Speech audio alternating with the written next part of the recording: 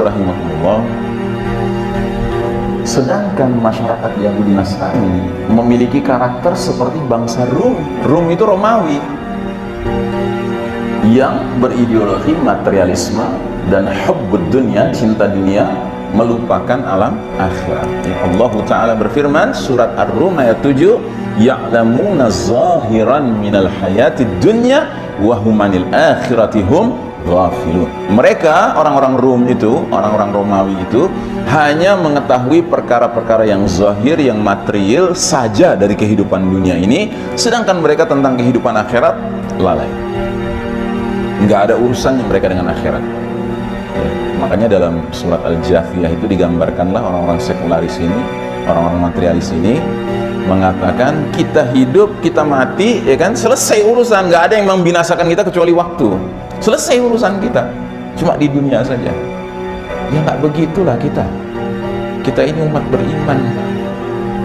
Dan di dalam Al-Quran sangat sering kita temukan dua dipasangkan tuh, iman dari rukun iman yang 6, dua sering disebut dipasangkan, al-imanu billahi wal yaumil akhir, iman pada Allah dan hari akhir, untuk menunjukkan betapa kita ini bukan kaum sekularis, kita bukan kaum materialis, kita ini kaum yang sadar bahwa dunia bukan akhir dari kehidupan. Dunia justru tempat kita mati. Dunia bukan tempat kita hidup, Pak.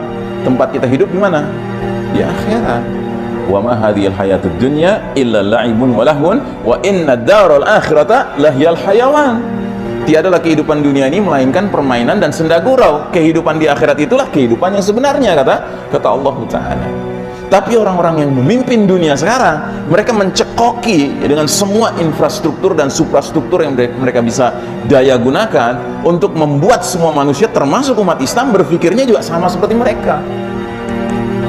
Akibatnya umat manusia tidak lagi hidup di dalam sistem iman tauhid yang lurus dan berkah, melainkan hidup di dalam sistem kafir syirik yang sesat dan merusak, ya. Jadi selama 1342 tahun umat manusia merasakan nikmatnya kepemimpinan Islam dan umat Islam, ya. Karena kita mendidik mereka untuk menghayati bahwa kehidupan itu adalah kehidupan yang lengkap, dunia dan akhirat. Kalau Anda pelajari sejarah, itu ada seorang utusan, ya, Muhammad, siapa itu yang memimpin pasukan Islam di zaman Umar bin Khattab melawan Persia? Sa'ad bin Abi Waqqas radhiyallahu anhu. Sebelum berperang, Sa'ad bin Abi Waqqas mengirim utusan untuk berunding dengan panglima perangnya Persia. Yang dikirim adalah Rib'i bin Amir radhiyallahu anhu. Naik kuda dia sendirian. Nah, ketika berhadap-hadapan dengan panglima Persia itu nanya, ya kan, apa yang kamu bawa? Jadi dia bilang, ibta'athanallahu linukhrijan nas min ibadatil ibad li ibadatillahi wahda. Kami umat Islam diutus Allah Ta'ala ke muka bumi ini untuk mengeluarkan manusia dari penghambaan sesama hamba untuk hanya menghamba kepada Rabbnya hamba, Allah Ta'ala. Terus yang kedua dia katakan, ibta'athanallahu linukhrijan nasi min dayiqid dunya ila si'atid dunya wal akhirah. Kami umat Islam diutus Allah Ta'ala untuk mengeluarkan manusia dari sempitnya dunia menuju lapangnya dunia dan akhirat, ya, itu Islam. Jadi kalau kita berpikirnya cuma dunia, Pak, sempit sekali. Tapi kalau kita berpikir ini bisa ada perjalanan selanjutnya yang itu jauh lebih panjang perjalanannya, terasa luas, Pak, terasa lapang hidup kita ini, ya. Kita kehilangan saudara kita, anak kita meninggal, gitu kan. Kalau kita nggak punya keimanan akan akhirat, ya kan, selesai, kita akan terus-menerus menangis karena berpisah selama-lamanya. Tapi dengan kita punya keyakinan, mudah-mudahan Allah ampuni, Allah rahmati dia, Allah masukkan dia ke dalam jannahnya, mudah-mudahan kita bertemu nanti di jannah. Masya Allah, ya. Kita menjadi umat yang optimis, Pak. Tetapi kepemimpinan dunia hari ini kepemimpinan bangsa Rum modern, Pak, yang mau tidak mau mereka membangun sistem kafir syirik, ya. Sempit betul. Dan Nabi Muhammad SAW mengatakan dalam sebuah hadis bahwa ketika umat Islam mulai rontok, ya, mulai luntur, mulai mengalami keruntuhan, ya, apa yang terjadi? Ini dia, ikatan Islam terlepas simpul demi simpul. Jadi Nabi menggambarkan kalau Islam ini sudah tegak dengan baik dan benar, itu seperti benang yang digulung, kemudian menjadi seperti bola yang kuat, yang kokoh. Tapi sekalipun dia sudah kokoh, dia bisa terurai kembali. Dan ketika dia terurai, dia terlepasnya satu simpul demi satu simpul, seutas demi seutas. Nabi bersabda, la tunqadanna urwal islami urwatan urwatan fakullaman taqadat urwatun tashabbatha an-nasu billati taliha. Sungguh ikatan Islam itu akan terlepas simpul demi simpul. Setiap satu simpul terlepas, manusia bergelayutan pada simpul berikutnya. Simpul berikutnya lepas, gelayutan pada simpul berikutnya. Lepas lagi, gelayutan pada simpul berikutnya. Wa awwalahunna an-naqdan al-hukmu wa akhiruhunna as-salah. Sedangkan simpul yang paling awal terlepas adalah simpul hukum, dan simpul yang paling akhir terlepas adalah simpul salat. Jadi ketika simpul hukum sudah terlepas, dan kalau simpul hukum terlepas itu artinya apa? Tatanan kehidupan sudah tidak mengikuti tatanan yang sesuai dengan hukumnya. Hukumnya hukum Islam, hukum Islam sudah lepas, ya tatanan sudah bukan tatanan Islam lagi.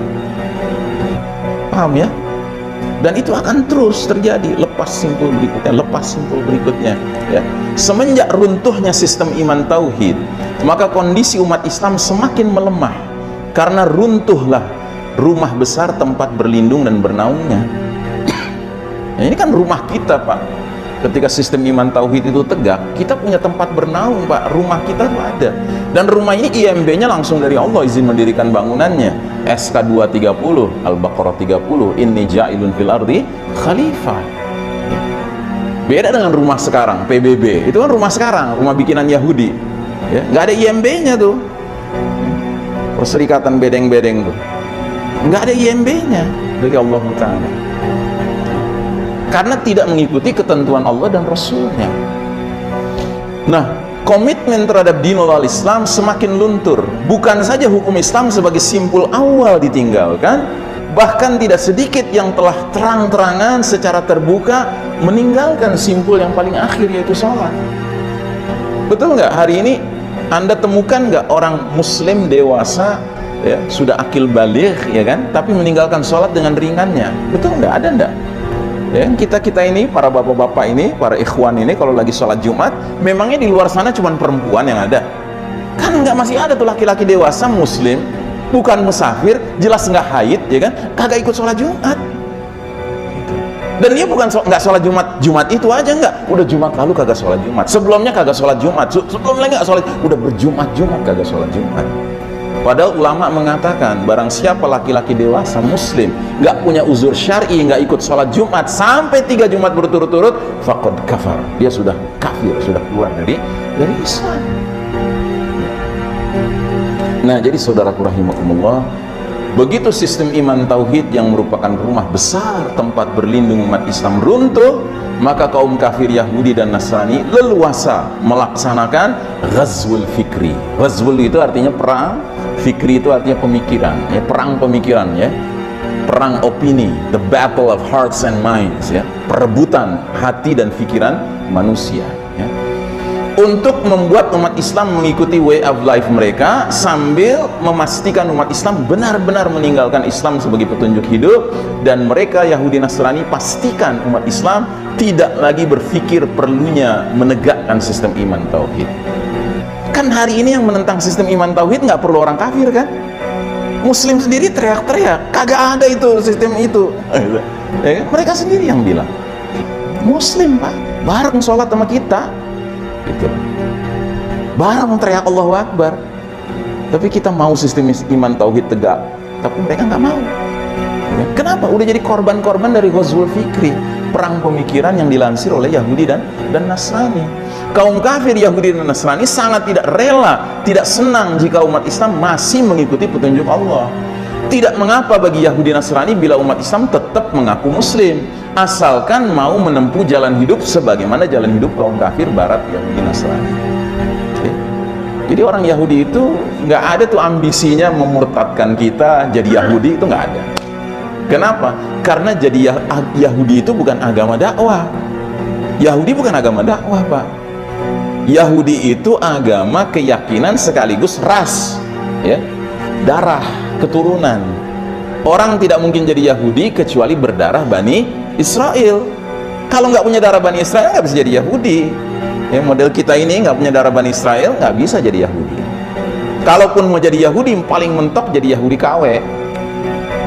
Tapi Yahudi ori, itu syaratnya apa? Berdarah Bani Israel. Kalau Kristen, memang itu agama dakwah. Cuman itu bukan target utama. Mengkristenkan kita, memurtadkan kita, ngajak kita masuk Kristen, itu bukan target utama. Itu target perantara. Itu bonus, ya. Target utama mereka apa? Jangan sampai si muslim ini hidup with an Islamic way of life, dengan jalan hidup Islam. Itu yang paling penting buat mereka. Bagaimana caranya umat Islam itu dibentuk menjadi hidup dengan Western way of life, ya.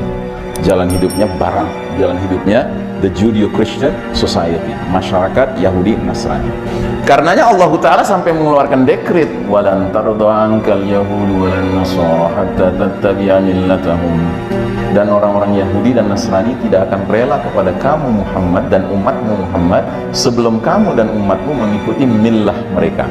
Millah sering diterjemahkan agama, tetapi Syekh Asy-Syaukani, seorang ulama besar, mengatakan millah itu lebih pantas diterjemahkan sebagai minhajul hayat, jalan hidup. Jadi Yahudi Nasrani inginnya ngelihat umat Islam itu mengikuti jalan hidup mereka. Ipol, Exos, But, Mil, Penkum, semuanya ngikutin mereka. Tapi Allah mengatakan, Qul inna hudallahi huwal huda. Katakanlah, sesungguhnya petunjuk Allah itulah petunjuk yang sebenarnya. Bukan petunjuk Yahudi Nasrani, bukan petunjuk Barat. Bagaimana sih? Kok ngakunya Muslim, ngakunya dalam sholatnya ihdinas siratal mustaqim, tunjuki kami jalan yang lurus, ngakunya ghairil maghdubi alaihim, jangan jalannya orang-orang yang kau murkai yaitu Yahudi, waladdallin, dan jangan orang-orang yang sesat yaitu Nasrani, ya kan? Tapi di luar sholatnya ngekor sama Yahudi Nasrani. Come on, nah, gimana ceritanya? Anda tahu kan al-maghdubi alaihim, kan sahabat nanya, ya Rasulullah, dalam surat Al-Fatihah al-maghdubi alaihim maknanya apa sih? Itu al-Yahud, kata Nabi, kaum Yahudi yang dimurkai Allah. Ad-dhalin itu siapa ya Rasulullah? Itu Nasrani. Di sholat kita tuh kita minta gitu loh sama Allah, tunjuki kami jalan yang orang-orang dapat nikmat karena menempuhnya, nabiyyin, siddiqin, syuhada, salihin. Itu yang kita harapkan, kita masuk dalam golongan itu. Tapi kita nggak berharap jadi golongan Yahudi, jadi golongan Nasrani kan gitu. Di luar sholat ideologinya ikutin ideologi mereka. Di luar sholat siddiqin, syuhada, salihin dibilangnya teroris. Gimana coba? Gimana Allah akan berkahi? Gimana Allah akan kasih petunjuk sama kita kalau kita sudah salah bersikap from the beginning, dari awalnya? Karenanya ujung ayat ini isinya cuma ultimatum aja. Kalau nggak mau kapok juga, hati-hati, ya, hati-hati. Wala in ittaba'ta ahwa'ahum ba'da alladhi ja'aka minal 'ilm ma laka minallahi min waliyyin wala nasir. Dan jika kamu Muhammad dan umatmu Muhammad masih saja mengikuti keinginan mereka Yahudi Nasrani, setelah ilmu kebenaran sampai kepada kamu dan kepada umatmu, tidak akan ada bagi kamu dan umatmu perlindungan dan pertolongan dari Allah Ta'ala. Masihkah kita perlu bertanya-tanya, kenapa ya dunia Islam dewasa ini kayak nggak ditolong, kayak nggak dilindungi sama Allah? Jawabannya ada di tangan kita sendiri. Jawabannya apa? Ya, seberapa jauh kita akhirnya mau berpegang teguh, wala, loyal kepada petunjuk Allah saja, seraya berlepas diri, barok dari jalan hidup kaum Yahudi Nasrani. Mau mengalami kepahitan apa lagi sih antum? Udah triliunan rupiah habis, pakai kerdus lagi, ya kan? Kecewa berat, masih mau coba juga, silahkan, silahkan, ya kan? Kalau mau ditinggalkan sama Allah, silahkan. Tapi kalau ingin ditolong sama Allah, dilindungi sama Allah, mari gandengan tangan, kita hanya mengucapkan raditu billahi rabba wa bil islami dina wa bi Muhammadin sallallahu alaihi wasallam nabi. Mari dalam ucapan dan perilaku kita hanya berrabkan Allah, berkuduahkan, berteladankan Nabi Muhammad SAW, dan berdinkan, berjalan hidup hanya Islam, bukan yang lain. Mari. Ya. Nah, jadi saudaraku rahimakumullah, Allah sampai mengatakan dalam surat An-Nisa ayat 79, ma asabaka min hasanatin fa min Allah. Apa saja nikmat yang kamu peroleh hakikatnya datang dari Allah. Ya. Tetapi sebaliknya, wa ma asabaka min sayyi'atin famin nafsik, dan apa saja bencana yang menimpa kalian maka itu dari kesalahan kita sendiri.